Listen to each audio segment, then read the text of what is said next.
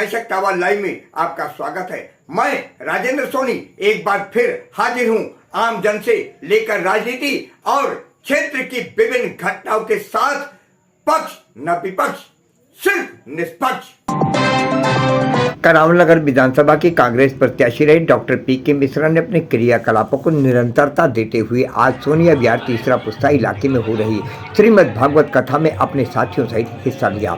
इस अवसर पर उनके साथ अनिकेत, यश सिंह, आरपी गायक, कमल सिंह, डॉक्टर वाईके झा, ब्रह्म सिंह तोमर आदि मौजूद रहे। इस दौरान डॉक्टर पीके मिश्रा ने व्यास गद्दी पर विराजमान आचार्य जी का आशीर्वाद भी प्राप्त किया। देखिए आज की ये रिपोर्ट।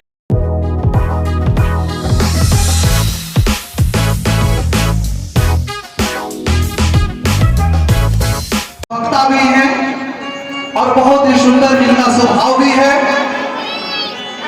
और अभी मेरे कान में आवाज आए कांग्रेस पार्टी का वरिष्ठ नेता, जो ताली बजाकर अभिनंदन करें, बिहारी लाल की। और बहुत ही सुंदर स्वागत गुरु जी को चरणों में डॉक्टर पीके झा जी पे मैं चाहूंगा कि मिश्रा जी दो शब्द आप जरूर रखें, क्योंकि इस पावन बेला पे आपकी मधुर वाणी हम भी सुनने के लिए लायक हैं। क्योंकि वाकई में एक शब्द है, ये संतों का प्रेम नगर है, यहाँ संभल के आना जी।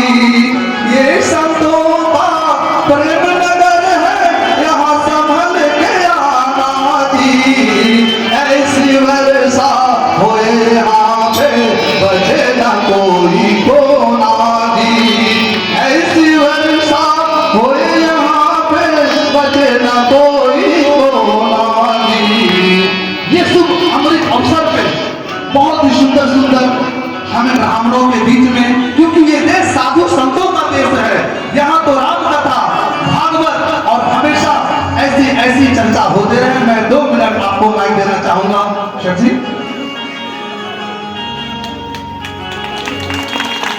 बोलिए आनंद कंद भगवान की जय, श्यावर रामचंद्र भगवान की जय, राजा रामचंद्र भगवान की जय, बाल कृष्ण गोविंद लाल की जय, राधिका रानी की जय।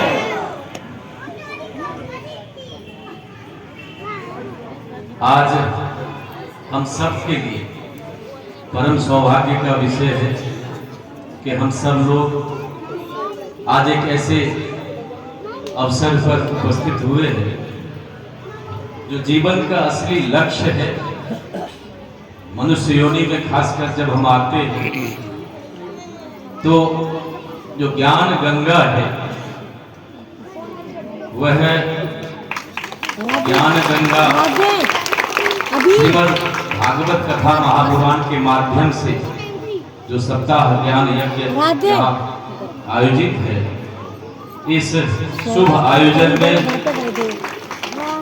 श्रीमद् भागवत कथा साप्ताहिक ज्ञान यज्ञ में आचार्य परम पूजनीय परम श्रद्धेय पंडित मनीष तिवारी महाराज जी के मुखारबिंद से हम सब लोग कथा अमृत का पान कर रहे हैं। ये हम सब के लिए सौभाग्य का विषय है।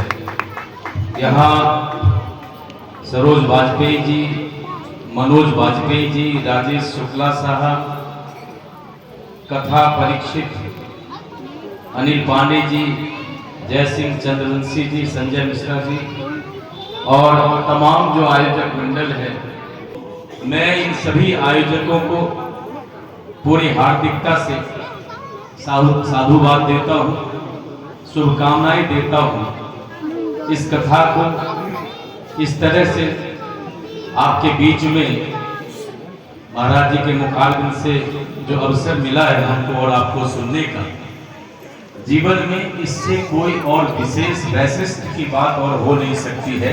मैं देख रहा हूँ कि वेदों में वर्णित है यस्त पूजन्ते नारी रमन्ते तत्र देवता, जहाँ नारी उपस्थिति होती है और खास करके हमारे द्वारा जब उनकी पूजा होती है, उनके प्रति श्रद्धा और विनम्रता से हम जब उनको पूजते हैं तो ऐसा शास्त्र का मानना है कि साक्षात भगवान कृष्ण देवता वहां उपस्थित होते हैं। और ऐसा जब क्षण आता है तो जो भी हमारी मनोकामनाएं होती हैं वो आप सब माता बहन ही हैं जिनके माध्यम से हम सबको वो सब चीजें प्राप्त होती हैं। क्योंकि जब सम्राट जालंधर का जो विषय आया उसमें दिया है कि पंचवश सहस्त्राणी बाहु प्रहनो 5000 वर्ष तक श्री हरि उस सम्राट जालंधर से लड़ते रहे और उस युद्ध का अंत जब नहीं हुआ तब मातृशक्ति देव शक्ति वो लक्ष्मी स्वरूपा सरस्वती महाकाली महालक्ष्मी उन्होंने अपनी अंतर शक्ति से उसके जिह्वा पर वास करती है और वो कहने लगता है कि श्री हरि बहुत अच्छा युद्ध लड़ रहे हो, वरदान मांगो, वर मांगो। भगवान श्री हरि यही चाहते थे, उन्होंने कहा तुम मेरे हाथों मारे जाओ और ऐसा हुआ है। इसलिए मैं ये कहता हूँ कि आप ही हैं कि आज महाराज श्री यहाँ उपस्थित हैं, आप ही हैं तो हम सब आपके बीच में हैं। मैं प्रणाम निवेदित करता हूँ महाराज श्री के चरणों में, क्योंकि बहुत युवा अवस्था में इस प्रकार से इन्होंने कथा का कंठाग्र करके और जो आपसे आपके बीच में अमृतपान कराने का जो बीरा इन्होंने उठाया है, तब मैं कहना चाहता हूँ कि गुरुर् ब्रह्मा गुरुर् विष्णु गुरुर्देवो महेश्वर गुरु साक्षात परब्रह्म तस्मै श्री गुरुवे नमः। इस व्यास गद्दी पे बैठना इतना सहज नहीं है। आजकल इस कलिकाल में, इस कलयुग में कोई भी बैठ जाए कोई मनाही नहीं है। बाबा तुलसी लिखते हैं कि पंडित सोई जो गान बजावा, जिसको बोलना आ जाए गाना आ जाए वो पंडित कहला सकता है। और आगे लिखते हैं उदर भरे सो पाठ सिखावा। माता पिता आजकल कलिकाल में अपने बच्चे को भाई सांसलर नहीं बना रहा, कोई बहुत बड़ा विद्वान नहीं बनाना चाहता है। वो कहता है भैया जिससे तुम्हारी पेट पूजा हो वो पढ़ाई करो। तो आज के युग में अगर कोई विद्वान है तो वो बड़ी बात है कि ऐसे कुल में, परिवार में, क्योंकि इस सिंहासन के ऊपर बैठना सहज काम नहीं है। विन्याददाति विनयम विन्याद्यात् पात्रताम पात्रत्वा धर्मात्मोति ततः धर्मं ततः सुखम। ये जो पात्रता है ये बहुत टेढ़ा काम है। जब व्यास जी ने भागवत की रचना की, मैं महाराज जी के चरण में निवेदित कर रहा हूँ, तो पहला प्रश्न ये उठा था कि इस भागवत का वाचन कौन कर सकता है।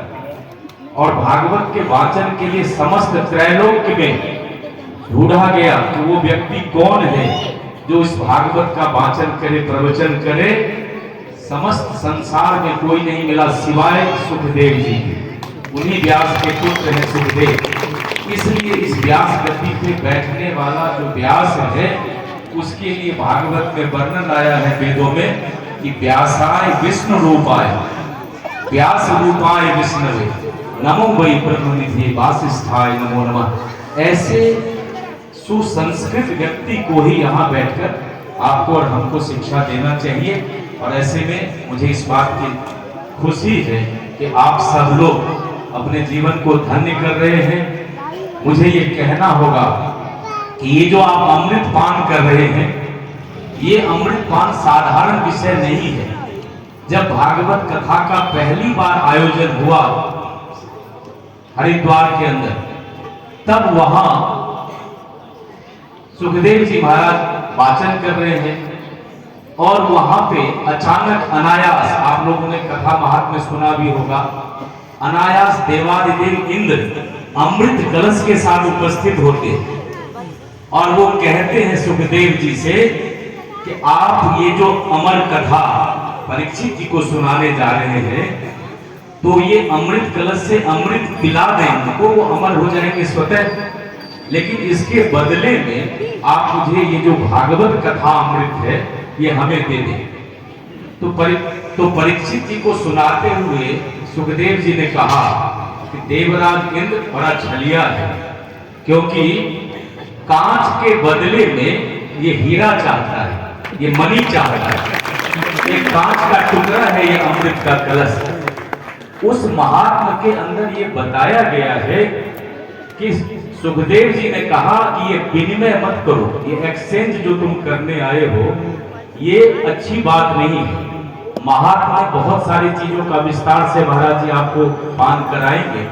मैं बस इतना भर कह रहा था कि हम और आप इतने सौभाग्यशाली हैं कि जिस कथा अमृत को पान करने से मृत्यु के भय से परीक्षित जी निष्कपट हो गए, निडर हो गए, निर्भीक हो गए, वो इस कलिकाल में हम जो मनुष्य हैं, पुरुष और स्त्री, ये जब भी अपने समय व्यस्त समय में से ऐसा कुछ अवसर आता है और हम कथा का पान करते हैं, अमृत पीते हैं, समझिए आप अपने परिवार में तो सभी चीजों से भरण पोषण करेंगे, भगवान आपको धन धान से भरेगा, और साथ में अंतिम समय जब आएगा तो जो मोक्ष की प्राप्ति का मूल उद्देश्य है मनुष्य जीवन का, वो भागवत ही कराता है।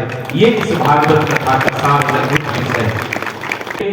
जब लंका जाते हुए श्री हनुमान जी वहां मुख्य द्वार पे पहुंचते हैं और जिस प्रकार से दोनों में, लंकिनी में और हनुमान जी में द्वंद्व हुआ है, उस समय एक ही मुक्का लगने से जब लंकिनी धनमना के गिरी है, तब उस लंकिनी को याद आया कि जब राम नहीं ब्रह्म वर दिना, विकल हो से जब कवि के मारे, तय जानो ईश्वर संघारे।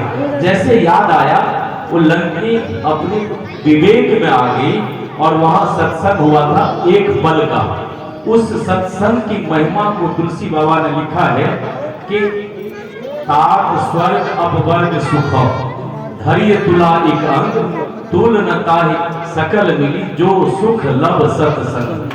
एक लव मतलब जब तक आपकी पलकें गिरती है, इसको एक क्षण कहते हैं। इतने देर मात्र के सत्संग से हमारा और आपका जीवन धन्य हो सकता है।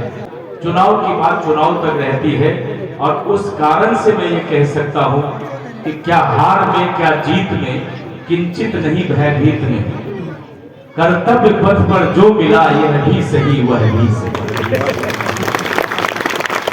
और इसलिए आज जो व्यक्ति इस क्षेत्र का एमएलए बना है, विधायक बना है, हमारा सौभाग्य है कि वो व्यक्ति मंत्री बन गया है। मेरे लिए वो पुत्रवत, इसलिए वो यहाँ आएंगे। आप सब लोगों को के माध्यम से मैं उनको आग्रह करता हूँ, कथा के माध्यम से, कि इस क्षेत्र में जो समस्या है उसका निपटारा करना, उसका निजात करना ही हमारा उद्देश्य है। चाहे कोई विधायक हो, चाहे कोई विधायक ना हो, हम जनता के लिए चाहते हैं। हम उनको जहां एक और शुभकामनाएं देते हैं मंत्री बनने पे, वही दूसरी ओर मैं आप सबके लिए उनसे प्रार्थना करूंगा कि वो काम जरूर करें।